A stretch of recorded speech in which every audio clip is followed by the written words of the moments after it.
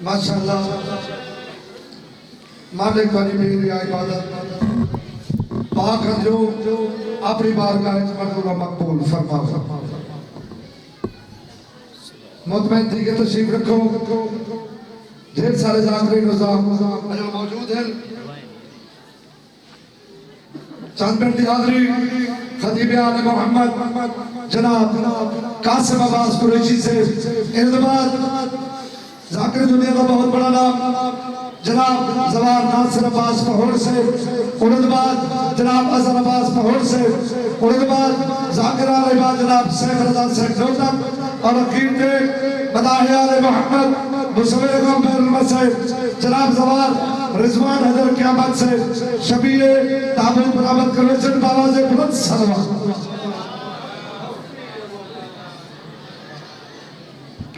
انشاءاللہ شمی زکار سالانہ مجلس اللہ زیر انتظام کمر عباس قریشی کو جدویت گولڈ نے ناموار ذاکری نظام خطاب فرمیسن تمام جملہ محبان محمد و آل محمد کو شرکت دی پردور استدار ہے جناب قاسم عباس قریشی سے نعرہ تکبیر نعرہ رسالت نعرہ حیدری خاندان عصمت و طہارت پہ بلند آواز سے صلوات پڑھیں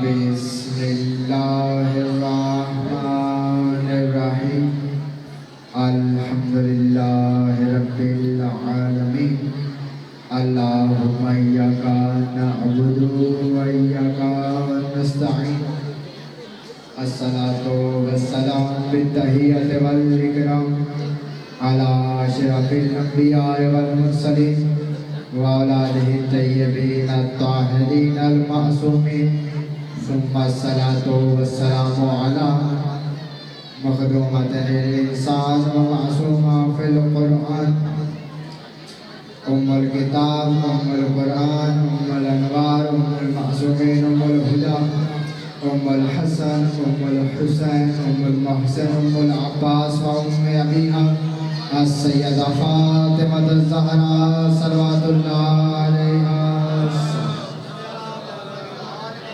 ولعن الله تعالى على أعدائهم أجمعين ومنكر فضائلهم وولايتهم وعصمتهم أما بعد فقد قال حق سبحانه تعالى في كتابه المجيد وفرقان الحميد بسم الله الرحمن الرحيم إنا أعطيناك الكوثر صلوات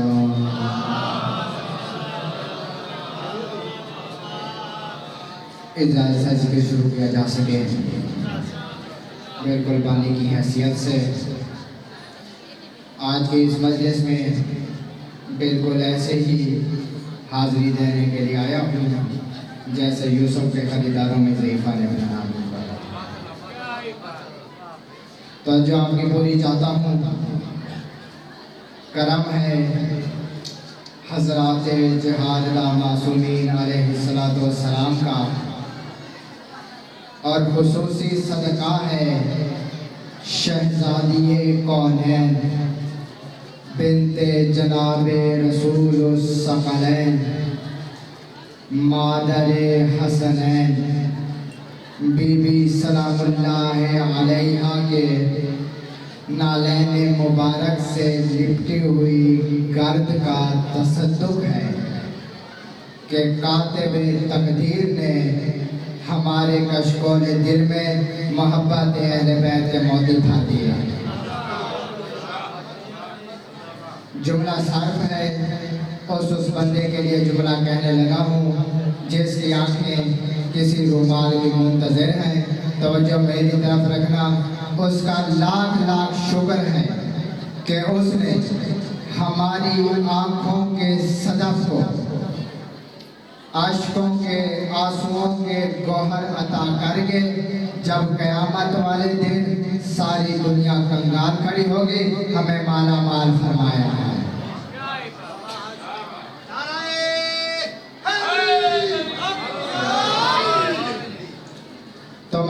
اس شہزادی کا تذکرہ کرنا چاہتا ہوں کہ جس کی وجہ سے آج کائنات میں نام رسول باقی ہے۔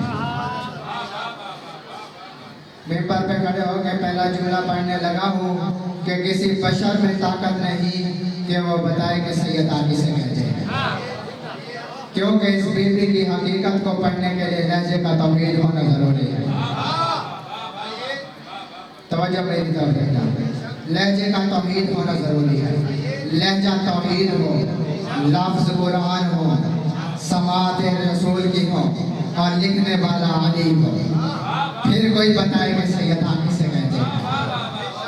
توجہ آپ کی چاہتا ہوں، ممبر کی بلندی پہ کھڑا ہو کے کہہ رہا ہوں کسی بشر میں طاقت نہیں کہ وہ بتائے کہ سیدہ کسے کہتے ہیں۔ فاطمہ کہتے کسے ہیں؟ جو کعبے سے بھی زیادہ پاک ہو اسے فاطمہ کہتے ہیں۔ میں نے جملہ کہہ دیا، اب آپ نے زحمت فرمانی ہے۔ میں نے کہا جو کعبے سے بھی زیادہ پاک ہو اسے سیدہ کیسے ہیں؟ کسی بھی بندے کے ذہن میں ہلکی سی خلش ہے، وہ قرآن ممبر پہ لے گیا، میں قرآن سے ثابت کر دیتا ہوں کہ اللہ کا گھر کتنا پاک ہے اور زہرا کتنی پاک ہے۔ جب میں نے قرآن سے جا کے پوچھا، میں نے قرآن کے آگے ہاتھ جوڑ کے کہا، اے علی کے خاموش ساکے، اے علی کے خاموش ساکے، تو مجھے بتا تو نے اللہ کے گھر کو کتنا پاک پایا؟ تو خدا لم یزل نے حضرت ابراہیم کو مخاطب کر کے فرمایا، انت طاہر بیت ابراہیم، تو میرے گھر کو پاک کر ابراہیم، تو میرے گھر کو پاک کر۔ گھر اللہ کا تھا، پاک رکھنا ذمہ داری ہو گئی جناب ابراہیم کی، اور جب بات سے ادا کیے تو خدا نے فرمایا، انما یرید اللہ لیذھب عنکم الرجس اہل البیت ویطہرکم تطہیرا، بطول میرا ارادہ ہے تجھے میں پاک رکھوں۔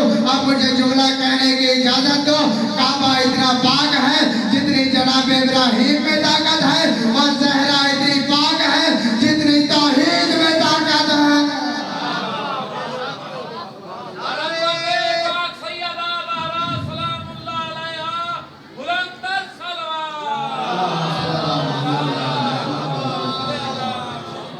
اللہ کا گھر اتنا پاک ہے جتنی ابراہیم میں طاقت ہے، اور سیدہ اتنی پاک ہے جتنی توحید میں طاقت ہے۔ اس بیوی کا جب بھی نام لیا گیا تو اس بیوی کے نام کے آگے ایک لفظ بولا جاتا ہے، بطول۔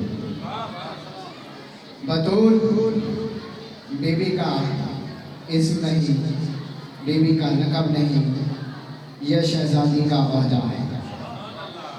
جیسے مردوں میں امامت، رسالت، ولایت، خلافت، نبوت عہدے ہیں، عالم خواتین میں خدا نے ایک ہی عہدہ رکھا، بطول۔ جملہ کہنے لگا ہوں، صدر کا قتل نہ کرنا۔ بطول کہتے کسے ہیں؟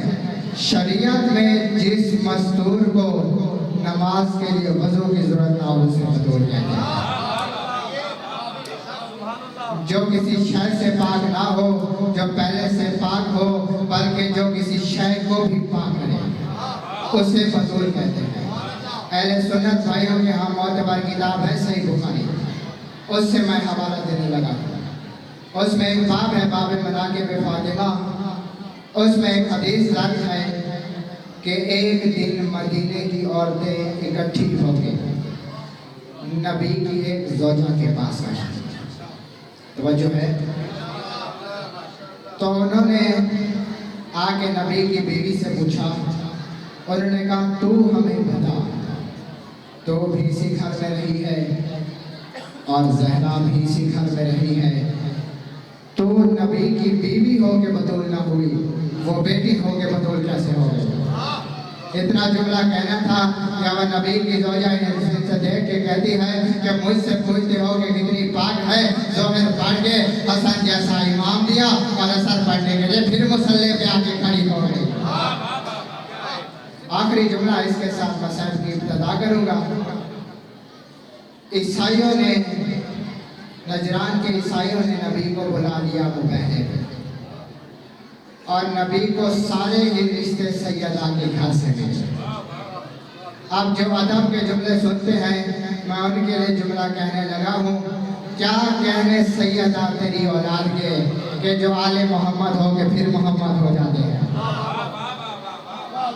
کاروان توحید सैयदा के घर से निकला और खुदा ने कुरान में फरमाया कि उस दिन सच्चे और झूठे नहीं थे, उस दिन हमने लानत को भी खड़ा किया हुआ था कि लानत इंतजार कर रही थी कि कोई इनके मुकाबले पे आए और मैं उसके साथ चली जाऊं, कोई उनके मुकाबले पे आए और मैं उनके साथ चली जाऊं। ईसाइयों ने क्या किया? ईसाइयों ने माफी मांगी, ईसाइयों ने जजिया दे दिया। अब कोई आयत मुझे कुरान से दिखाओ कि जिसमें खुदा ने फरमाया हो कि मैंने लानत भेजी थी लेकिन उस लानत को मैंने रहमत में बदल दिया है, या वो लानत मैंने भेजी थी उसे मैंने वापस ले लिया है। लानत आई है लेकिन ये बताने लगा हूँ कि गई कहाँ।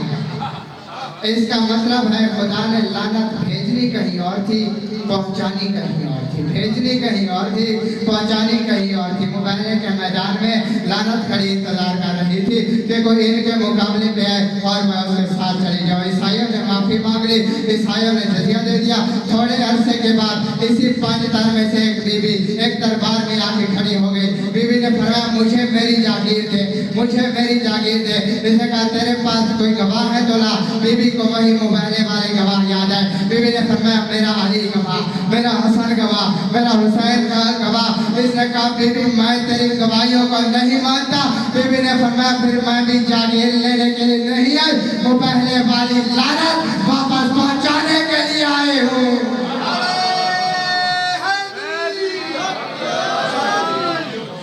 फिर मेरा मुतालबा भी खजूरों का बाग नहीं। पाक सैयदा मखदूमा कौनैन दे जबी दुश्मने कातले गुस्ताखे उन्ने दे हमारी हरामजादे ते लाना। फिर मेरा मुतालबा भी खजूरों का बाग नहीं, मैं मुबहले वाली लानत वापस पहुंचाने के लिए आई। ईसाइयों ने माफ़ी मांग ली तो ईसाइयों के राहिब ने अपनी कौम से कहा कि वो माफ़ कर चुका है क्योंकि वो करीम है। अब जिसके पास जो कुछ भी है वो इस गठरी में रखे। उन्होंने कहा जब हम माफ़ी मांग चुके तो फिर ये क्या है? उस ईसाइयों के राहिब ने कहा कि तुम्हें शर्म नहीं आती? इतने बड़े नबी की बेटी चल के तुम्हारे पास आई है, क्या उसे खाली हाथ भेजोगे? दिरहम और दीनार से भरी हुई गठरी इन्होंने नबी की आगे रखी। नबी की आंखों में आंसू आ गए। बीबी ने फरमाया बाबा माफ़ी मांग रहे हैं, जजिया दे रहे हैं, आपकी आंखों में आंसू क्यों आ रहे हैं? नबी ने फरमाया बेटी बस मुझे एक बात याद आ गया है, आज ईसाइयों ने तेरी इतनी इज्जत की है। बस सजादारों जिसका ईसाइयों ने इतना एहतराम किया वो 4 घंटे बाबे के दरबार में चुप करके खड़ी रही है। 4 घंटे के बाद बीबी ने रो के कहा चाचा सलेमान मैं थक गई हूँ। हाकिम की आवाज़ एक सलमान पूछ मोहम्मद की बेटी से कि क्या करने आई है? बीबी ने फरमाया अपना हक लेने के लिए आई हूँ। इसने कहा नबियों का विरसा नहीं होता। बीबी ने खुतबा पढ़ा। इसने कहा अच्छा मोहम्मद की बेटी तेरे पास कोई तहरीर है? बीबी ने बुरके से तहरीर को निकाला। इसने पहले मोहम्मद की तहरीर पढ़ी, फिर 350 बंदा जो कुर्सियों पे बैठा हुआ था उससे पढ़वाई। मुझे जितने सैयद बैठे जुमला माफ कर देना। 350 बंदा तहरीर पढ़ पढ़ के ये पहचानता रहा क्या ये तहरीर मोहम्मद की लिखी हुई है। जब सबने तहरीर पढ़ ली तो हाकिम ने तहरीर को हवा में लहराया। हवा में लहराने के बाद कहता है तेरे पास इसके कोई गवाह है? या दाएं तरफ से मौला हसन उठे, बाएं तरफ से मौला हुसैन उठे। दोनों शहजादों ने अपने अमामे सर से उतार के अपने हाथों पे रख के कहा हम गवाही देते हैं हमारी माँ सच बोल रही है, हम गवाही देते हैं हमारी माँ सच बोल रही है। मुझे सैयद बैठो मुझे जुमला माफ कर देना। इसने तहरीर के टुकड़े करने शुरू कर दिए। बीबी बैठती बैठती जमीन पे बैठ गई। बीबी टुकड़े चुनती जा रही थी और मौला हुसैन को देखती जा रही थी। बीबी टुकड़े चुनती जा रही थी और मौला हुसैन को देखती जा रही थी। मौला ने फरमाया अम्मा टुकड़े चुन रही है और मुझे क्यों देख रही है? बीबी ने रो के फरमाया हुसैन मुझे एक वक्त याद आ गया है जैसे आज मैं تعالیٰ نے بابے کے دربار میں بیٹھ کے بابے کی تحریر کے ٹکڑے چنے ہیں، ویسے حسین تو کربلا کے میدان میں قاسم کی لاش کے ٹکڑے چنے گا۔ رحمۃ اللہ علی القوم الظالمین۔